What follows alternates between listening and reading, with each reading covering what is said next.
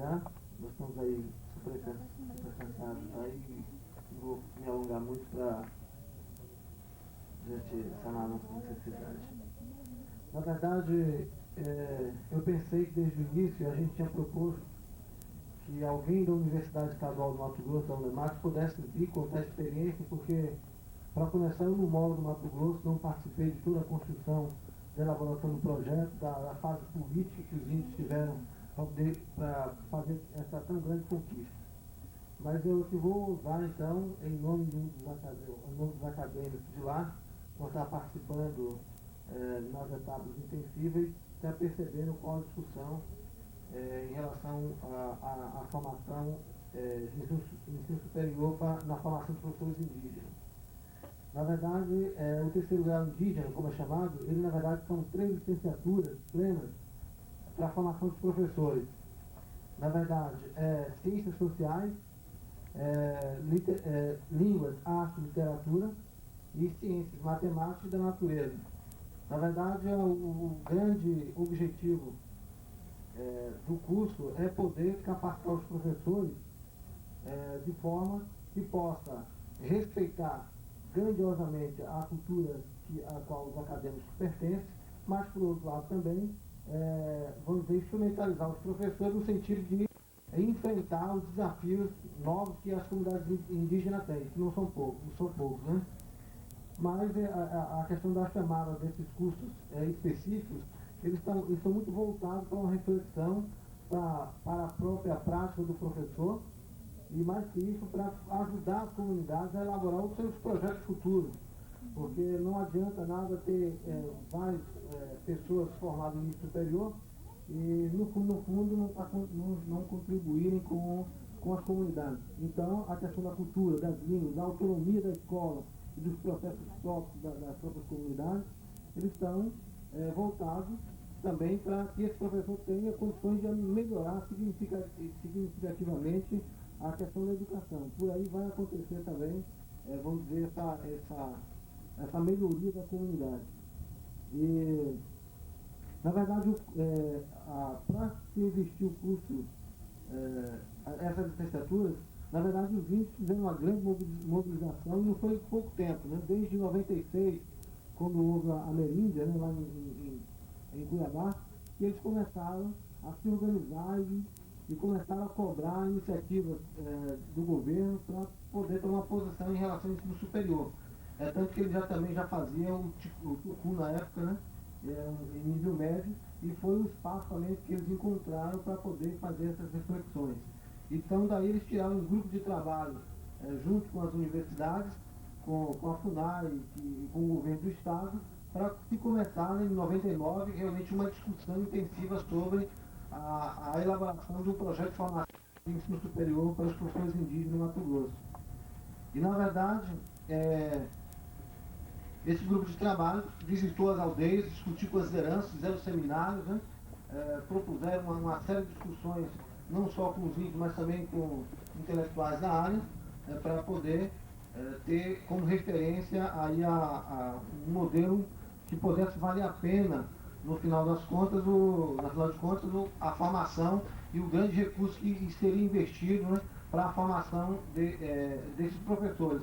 Até porque não existia nenhuma referência aqui no Brasil como um curso como esse. Ele, na verdade, começou em 2001 e o curso de Roraima veio começar agora em 2003. Né? Então, depois disso também que começou a acelerar o processo lá no Roraima.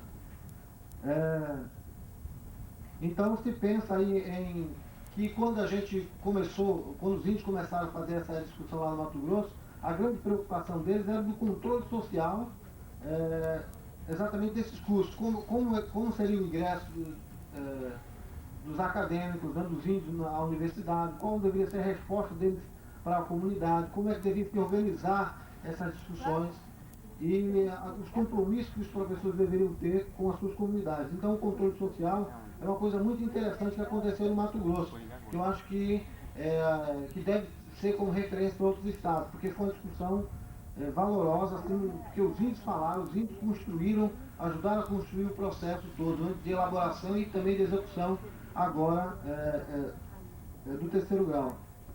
E, na verdade, as referências, como já foi dito aqui, legais são construídas, né? A questão, os critérios, todos eles foram construídos também junto com as comunidades. Também foi tido como referência outros cursos que a Unemap já tinha como, chamado de parcelados lá para a formação de professores do ensino regular mesmo. E também com algumas referências do Peru e do Canadá, que o pessoal estava construindo também referências para a formação de índios. Então, houve-se visitas para que pudessem conhecer esses programas. Mas, então, no critério de seleção, assim, foi uma coisa interessante, porque eu, enquanto indígena, primeiro tive que ser reconhecido por minha comunidade, primeiro, antes de ir para lá, né? Primeiro eu tive que assinar um documento também, dizendo que eu me comprometia em devolver o resultado para a comunidade. Então são duas coisas que nós precisamos também aqui manter esse controle. Porque, como a gente já viu aqui, o nosso companheiro está questionando a questão de índios descendentes, como vai ser esse controle social? A gente não sabe como é que é isso. Eu até mandei um bilhetinho para o nosso coordenador ali, dizendo assim, olha, diga isso para um chavante para ver o que ele vai dizer. Né? Essa questão de índios descendentes. Eles pegaram lá alguns e-mails e tal, que eles estão fazendo algumas campanhas e tal, os caras ficou bravos, né? E vieram dizer pra gente, quando dissemos que aqui em Salvador seria a sede deles, eles ficaram bravos. Por que a gente está consentindo toda essa discussão e a gente não... ele falou assim, não, peraí, nós não temos nada a ver com isso, eles têm uma discussão separada, e eu acho que é importante a gente conhecer, até para defender ou se posicionar, o contrário se for o caso, né? Mas eu acho que é uma questão de se discutir. Com os índios, é importante que as comunidades estejam atentas para manter o controle social sobre isso, porque senão não vai ter resultados e vai haver uma desistência, porque não vai haver um apoio das comunidades para esse tipo de curso.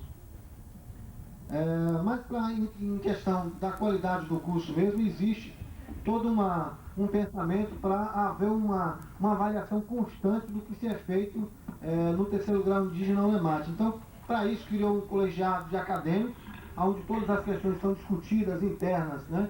Agora, já que não pode estar discutindo com as comunidades, mas durante as etapas tem um colegiado de curso e aí podemos participar das atividades.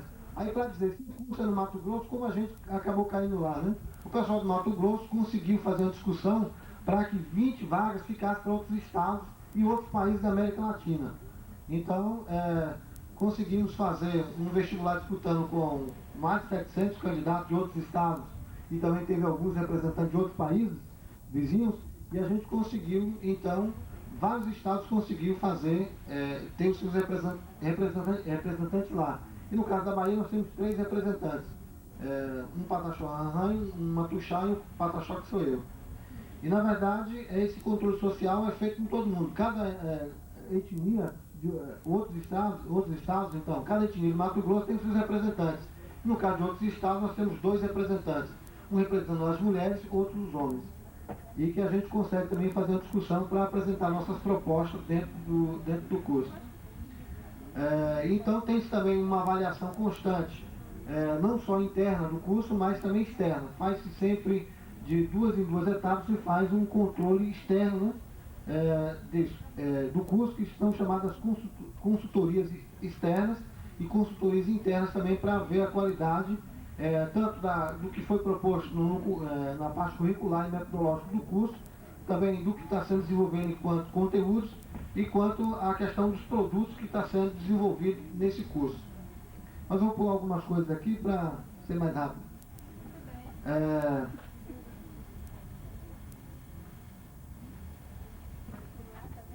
Para a gente poder ver como está sendo a produção nesse curso, para ver a importância que ele tem para as comunidades, alguns produtos é interessante a gente comentar, porque ele demonstra essa questão da produção e autonomia intelectual dos índios dentro desses cursos.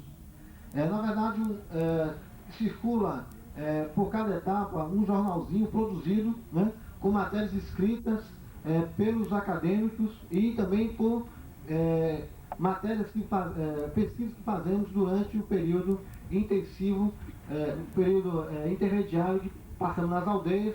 Então registramos várias coisas e sempre é escolhido algumas matérias para sair no jornalzinho. Então é uma forma de estar produzindo bastante material. Uma outra coisa são os cadernos está contando essas experiências, né? Tanto lá na Unemat quanto na aldeia. Então já foram editados 2 cadernos, agora vai ser publicado mais um outro. Então tem bastante informação que está sendo construída intensivamente durante isso. Então vários acadêmicos também já fizeram trabalho com seus alunos e nas suas comunidades e já foram editados, na verdade, 3 livros, e tem vários outros que estão sendo aí tão quentinhos para poder sair nas próximas etapas. Dentro desse movimento também lá do Mato Grosso, eles puderam se organizar junto com outros os acadêmicos das etnias representadas para formar a questão da criação da organização dos professores indígenas. Eles eram muito mobilizados, mas não tinham organização de professores. Então criaram a organização de professores indígenas, chamada OPRINT, não é, que nós participamos enquanto colaboradores, não podemos participar ativamente, mas a gente sempre tem sugestões para dar para eles também. Uma outra coisa é que durante o período intensivo a gente sempre fazemos várias oficinas e também dialogamos com outros cursos que já existem na Unemat. Então é uma forma também de se estar colocando essas experiências que foram colocadas aqui, que deve realmente as universidades olharem para esses cursos, mas dentro da própria Unemat já existe um movimento de começar a se conscientizar as pró-reitorias, as reitorias também de ensino, para que tenha, na verdade, uma discussão para começar a mexer no currículo da própria universidade estadual. Uma outra coisa também que já existe, assim, visivelmente, a questão desse curso, desses 3 cursos que está sendo, que é a formação geral até agora janeiro desse ano, formação geral e um ano específico, existe já uma grande mobilização e um sentimento muito grande da defesa, não só do patrimônio, mas a mudança em sala de aula, também dos resultados que esses acadêmicos estão tendo com o curso da Unemat. Então, é importante que a gente deixe mostrar que isso é um grande resultado que já se está tendo está sendo colocado. Como já foi dito aqui, o grande desafio agora da Unemat, junto com os índios, é fazer o reconhecimento dos cursos já existentes e da ampliação das mais 100 vagas, que vai ser agora em outubro, terá mais 100 vagas, e em janeiro já começa essa turma. E agora em janeiro de 2006 temos a conclusão da primeira turma. Para finalizar, para quem gostaria mais de conhecer eu acabei me enrolando aqui porque eu programei uma coisa e o tempo acabou me sacaneando. Mas eu acho que é interessante, quem quiser conhecer mais a experiência, tem na internet bastante material sobre isso, que é www.unemat.com/indígena. Então você vai encontrar lá tudo sobre www.unemat.com/indígena. E aí vai ter tudo sobre o terceiro grau indígena e outras questões relevantes também, sobre outras experiências que estão sendo desenvolvidas pela Unemat nessa questão indígena. Obrigado.